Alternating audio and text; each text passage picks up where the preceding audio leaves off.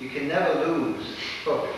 How many of you play basketball? Aside from shows that come and go, various programs are offered at Intercity for the cultivation of the performing arts. Hal DeWint has been affiliated with the center since its inception. He teaches acting at the center through the Hal DeWint Actors Studio. The importance of having something like this to come to, it's like a home. And the reason why I know that being the teacher and director is because when I was a student myself, I needed that in New York City, and it was supplied to me. Another important aspect of Intercity's cultivation efforts is dance. In 1971, the Dance Theater of Harlem made its West Coast debut at Intercity. That same year, the center's own Repertory Dance Theater embarked upon its first national tour. Lady Helene Walker-Vereen has taught dance at the center, emphasizing the Dunham technique. The Catherine Dunham technique is a very healing form of technique, and it's actually the ballet of black dance. Miss Dunham, through anthropology, discovered how the black body moves, and she created this technique called the Dunham technique, which consists of ballet, modern, jazz, African, Haitian, and Brazilian dance.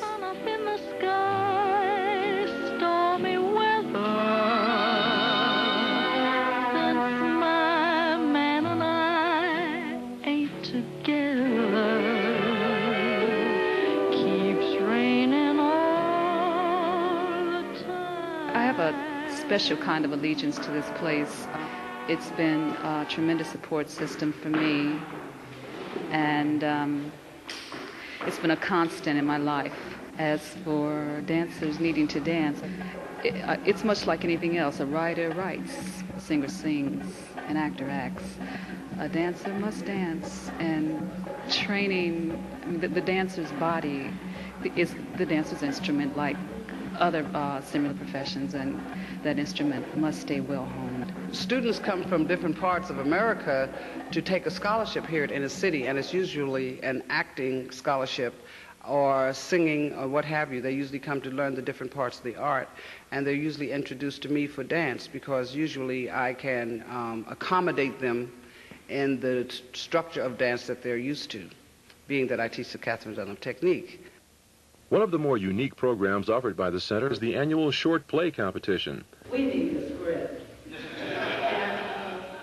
Backed by an initial contribution from actress Marguerite Ray, the competition is involved with bringing new writers to the attention of industry and theater professionals who are in the position to hire and recruit.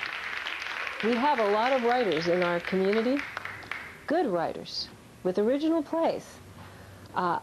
Personally, I feel as if we can do new works all the time and still have more, plenty left over. We don't need to dredge up old works and do them over and over again. And this is what we're sort of trying to let people know. We're also trying to let people know that within the ethnic community and small theater community, we have a lot of very capable playwrights. Jean Boland is currently the director of Intercity's Resource Center, which finds employment for qualified artists and technicians.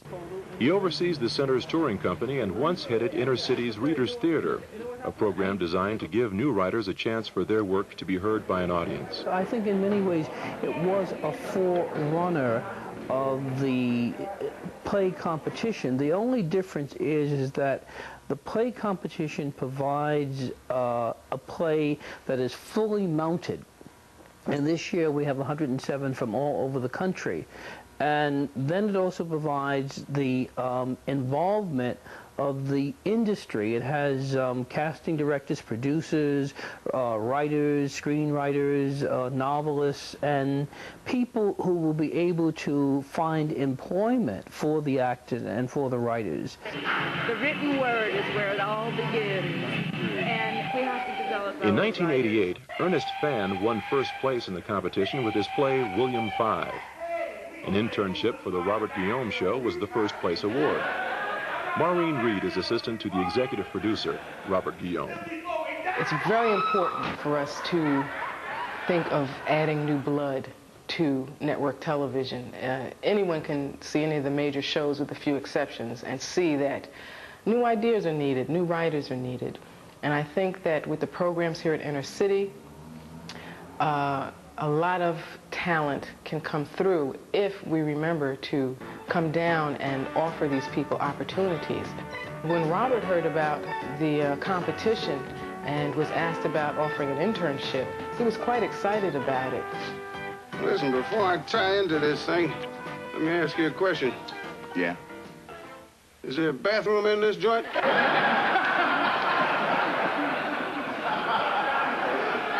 Warner Brothers also provided an internship for one of the competition's winners. It's very wonderful to be back here because I came to school here in 1981 and 82, and I feel very much at home here and very much part of the neighborhood again, and that means a lot to me, a whole lot more than I could possibly express in words. Thank you. During the summer months of 1989, the center held its first annual Composers and Songwriters competition, First Bar. But First Bar and the Act II short play competition are both modeled after the highly successful Ira Aldridge acting competition, a program made possible through the efforts of Ted Lange of The Love Boat.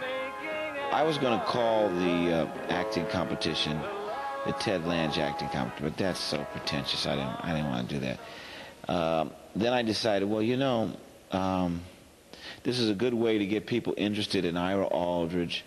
And for those actors that don't know who he is, maybe they might take the time to discover and get a little history at the same time they're plying their craft. Ira Aldridge was the first African-American actor to successfully play Shakespeare.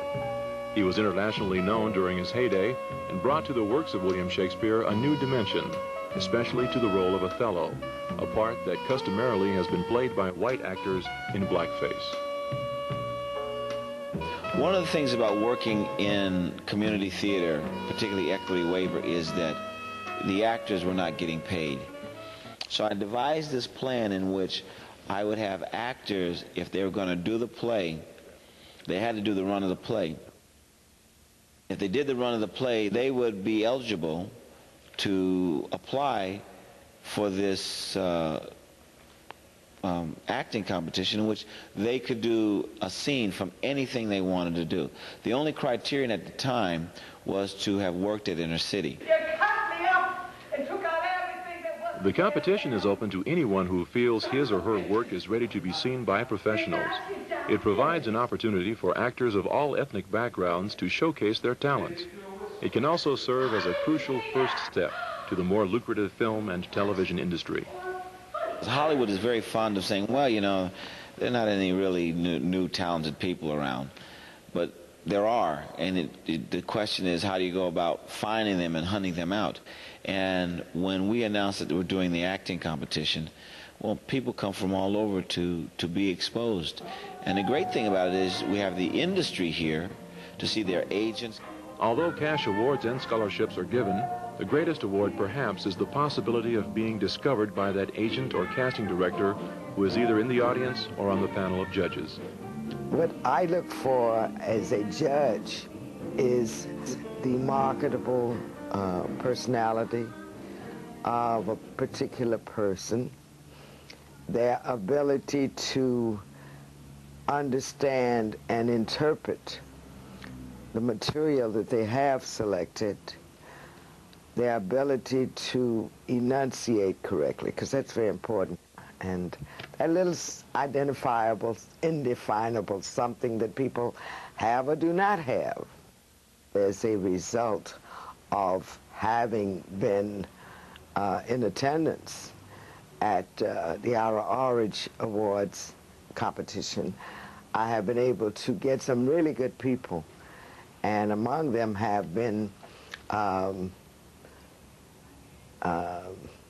Cheryl Ty Smith, who did a Superior Court, and Stan Roskin, who also did a Superior Court and a judge, Raphael Woodlett.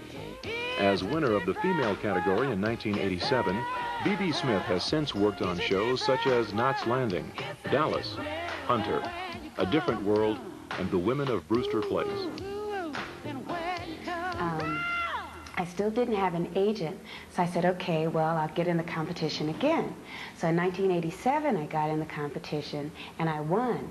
And there was a woman there by the name of Eileen Knight. She's a casting director, and she currently works for Rubin Cannon and Associates. But at the time, she was casting A Different World. and they had just had their pilot, and we're sort of going back and forth in terms of maybe they were going to add another cast member, that kind of thing. So I got hired, and I became a semi-regular on the show.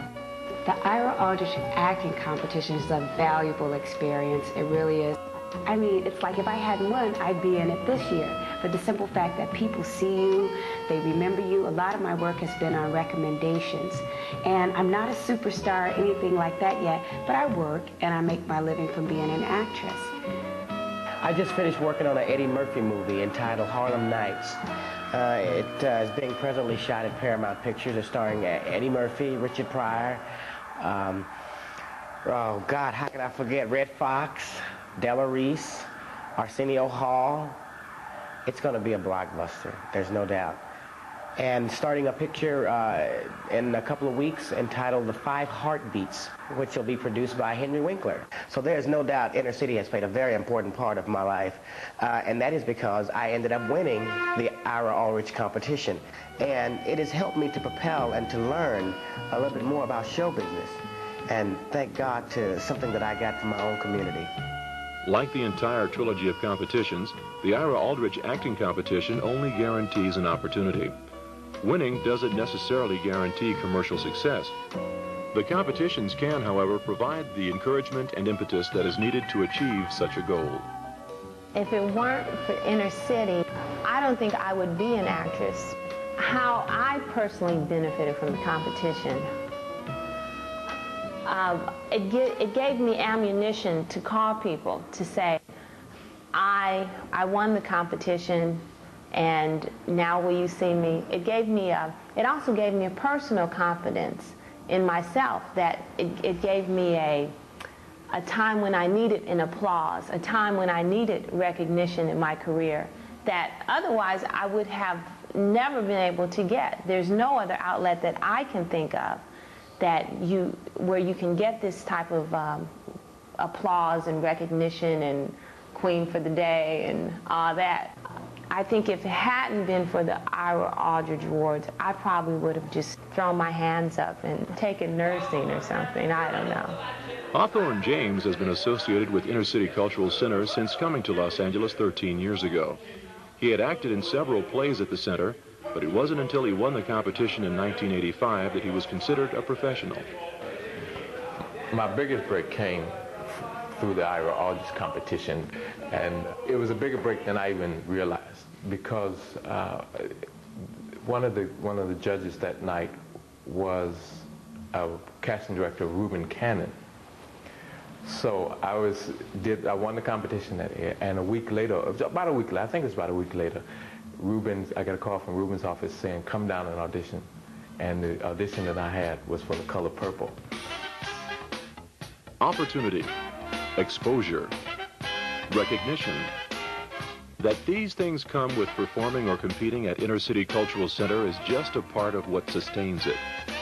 Loyal patrons, a dedicated staff, professional instruction. All of these things combine to make the center what it is. But just as important is the willingness of celebrated alumni and other professionals to keep coming back, using the center to hone their skills when they are not on camera or fulfilling contractual obligations.